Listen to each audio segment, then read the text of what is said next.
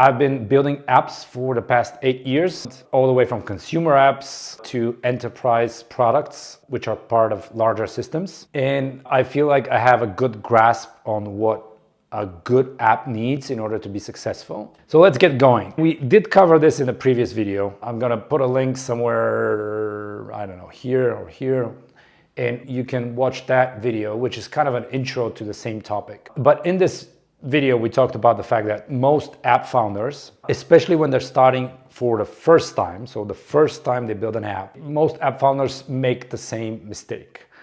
And this is not looking at your app as a business. Because most founders, when they start out, what they do is they only think about the app. They only think about the product.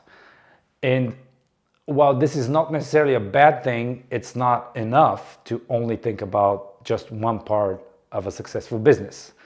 And when someone says, I want to start an app or I want to build an app, I think usually what we mean is I want to build a successful business. And that's at least what I meant when I was starting out. What I was saying is I want to build an app. I was actually saying is that I want to build a successful business in which the app is the product that I'm selling. But my lack of understanding that is probably what caused the failure of my first 5 or 6 apps. The first 5 or 6 apps that I built were not bad products, but they were not successful businesses. But the main point is that what we miss as starting founders, and the thing that I wish someone told me when I was starting out in the first place, is that an app is just an app business. So when I say an app, I mean app business. So an app or an app business is just like any other business.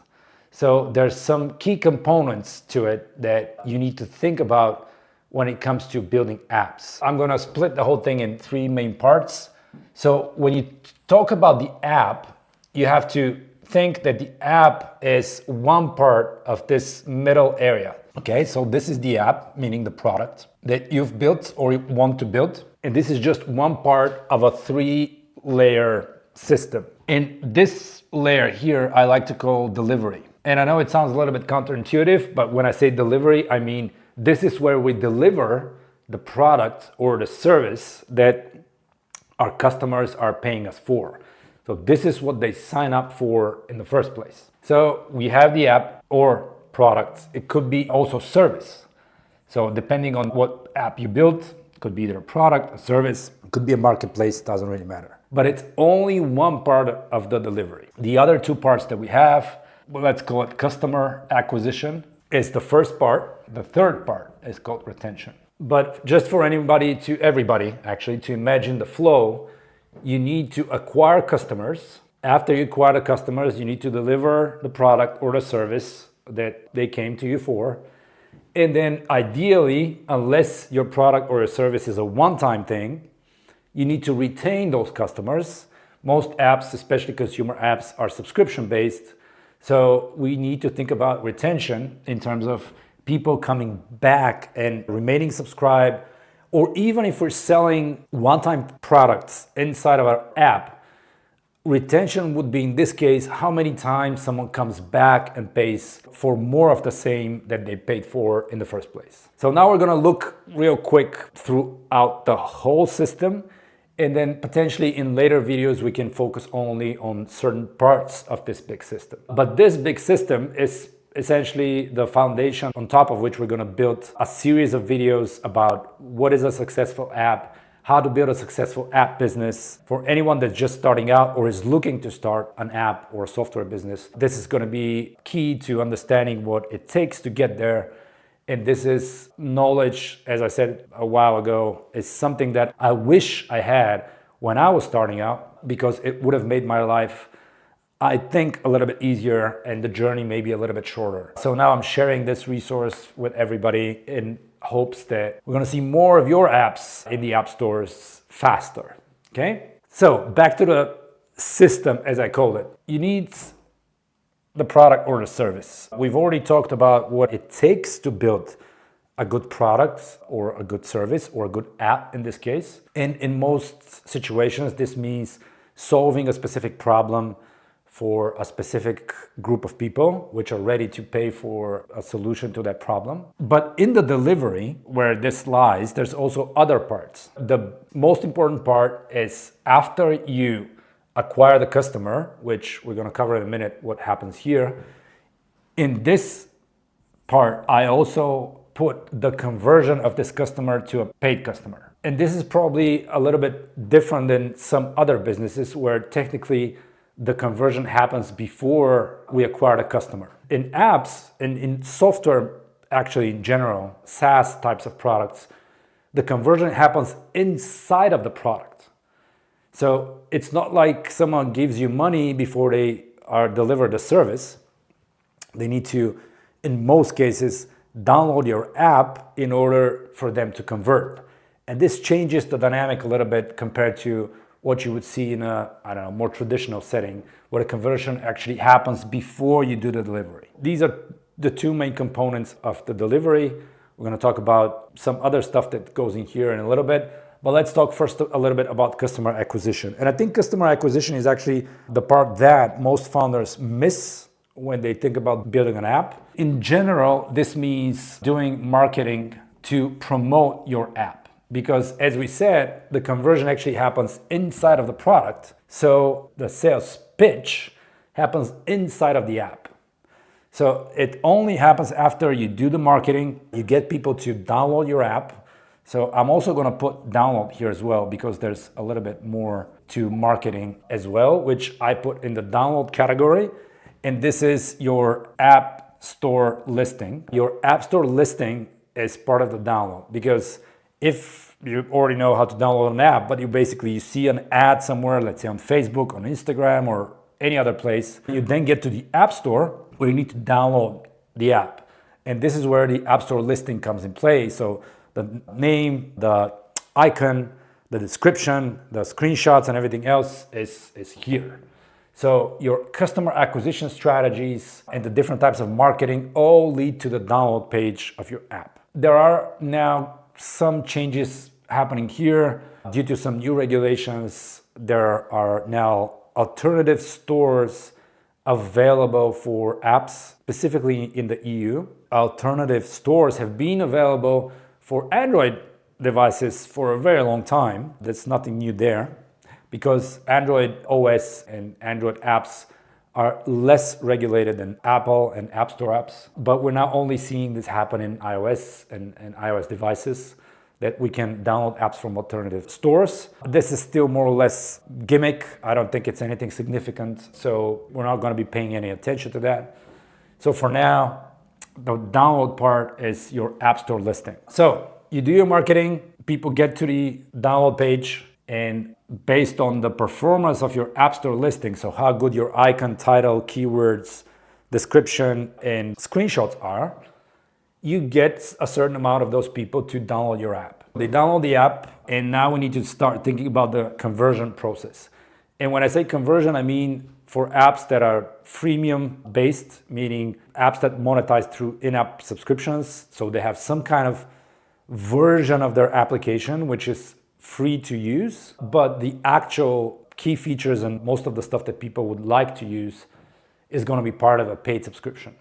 So in order to have a successful app, you need to get people to convert. As we said, this happens inside of the app. And there's two main components that are in play here. The first one is you need to do onboarding. With all the apps out there, I think right now we have about 5.2 million apps that are live on the App Store. And everybody does their app differently.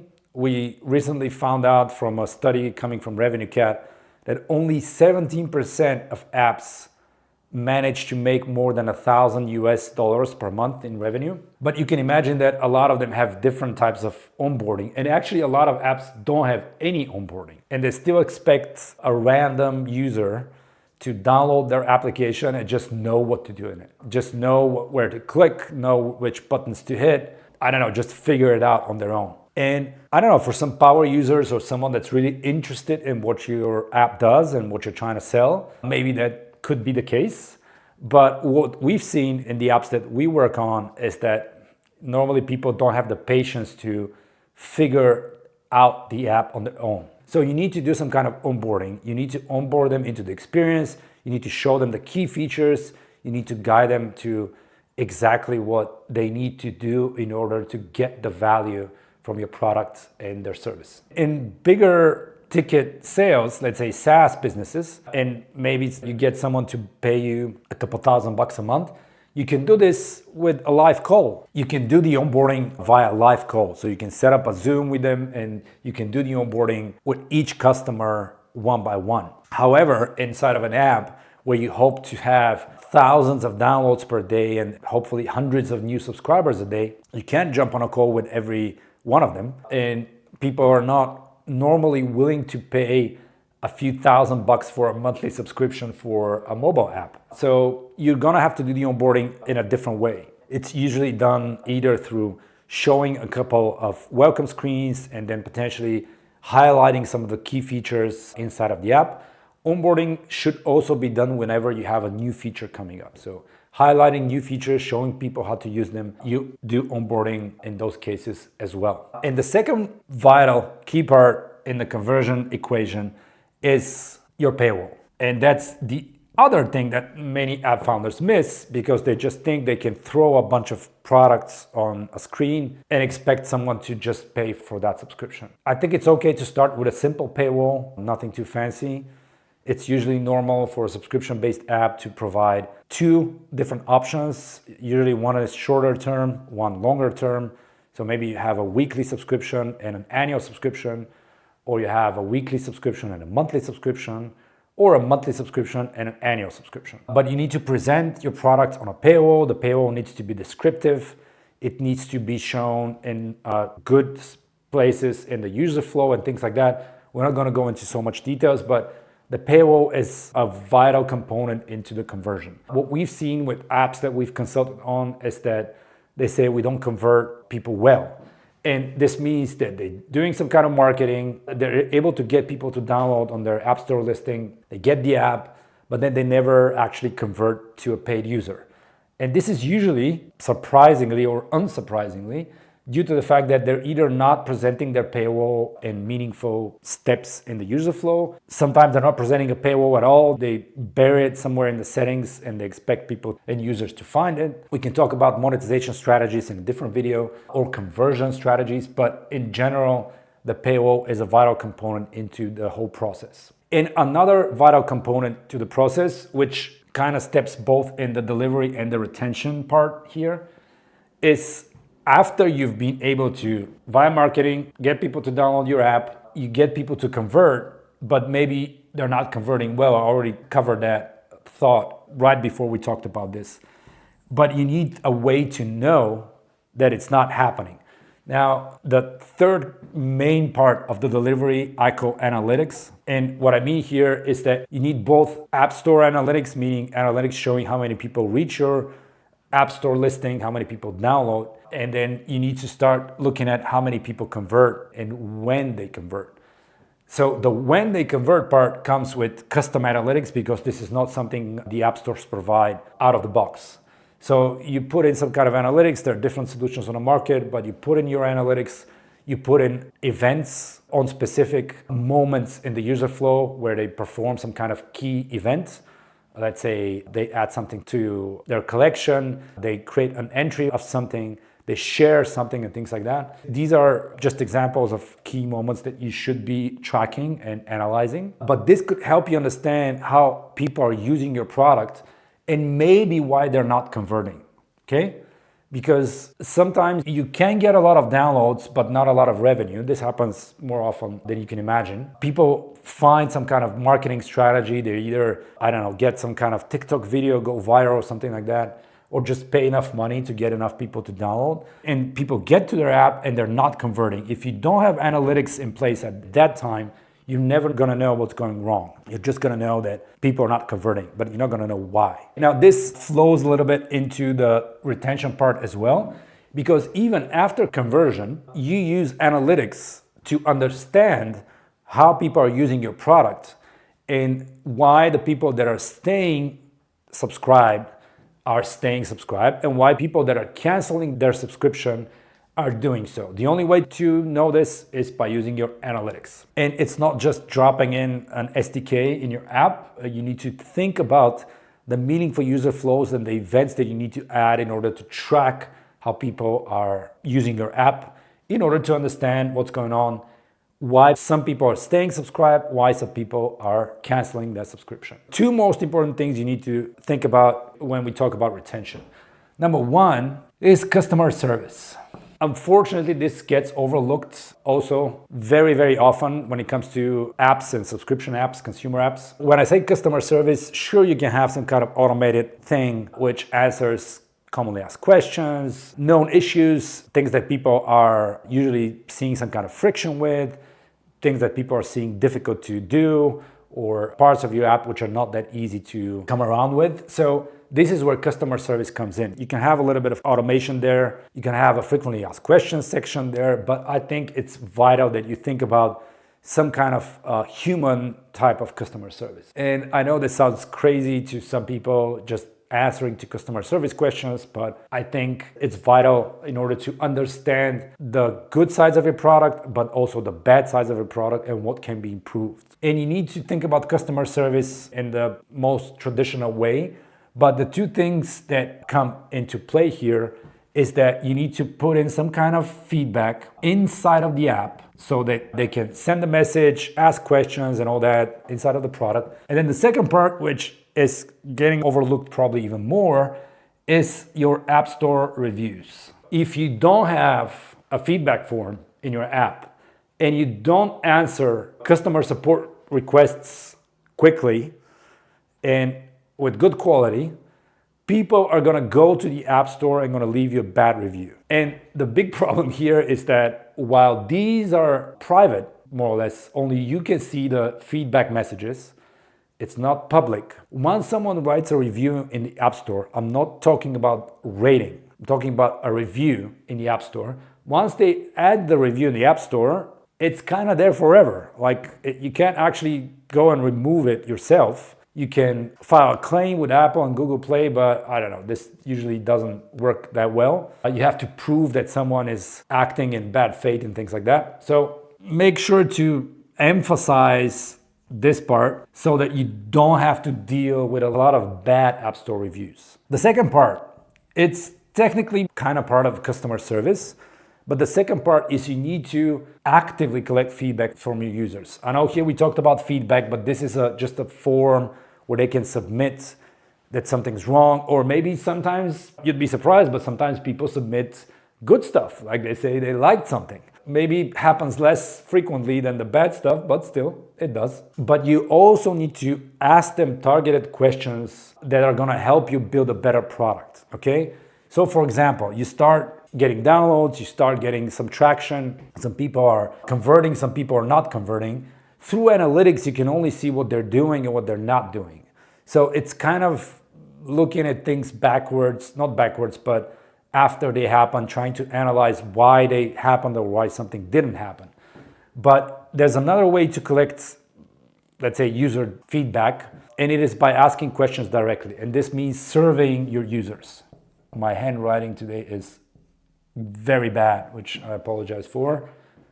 I hope you can read what I'm writing, but anyway, surveying your users is kind of part of analytics, so you can see why they're connected. You analyze people's behavior, ask them questions, and try to analyze their willingness to use some kind of feature in your app, or you want to understand better who they are, why they're in your app, why they're downloading your app, why they're not downloading your app, and things like that. There's different places that you can ask surveys. Now, one of the things that we've seen working really well is adding subscription cancellation survey. And this is something that we've collected great information in different apps by doing that. And this means that whenever someone cancels their subscription, you send them an email. If you're collecting emails, which I hope you're doing, but if you're not, you can also send it with a push notification or just some kind of pop-up inside of the app. And you ask them why they canceled. And usually this is the best time in order to understand what's going on. Now, in order to do that though, you need to do different things. Like you need to be able to capture the event, the subscription cancellation event, because this doesn't happen inside of the app. It happens inside of the App Store app. Your app is not even open when someone cancels the subscription, so you need to have a mechanism to listen for those events, or you can use a subscription management platform like RevenueCat in order to do so. But in any case, we can also talk about those examples in a different video. This is the foundation on which we're going to build this whole series of videos, which are going to be related to building successful apps, building successful app businesses. We're going to cover all of these in more detail, but just wanted to give you the full picture so that you can understand what we're going to be talking about and what I think is the full picture of a successful app business. And this is, again, something that a lot of app founders miss, especially when they're starting out. This doesn't mean that you have to start with everything. And we can talk about the gradual process of developing your app business. So what do you start with? Do you start with the app? Do you start with the marketing? Like, what exactly do you start with? What do you build second, third, fourth, and so on and so forth?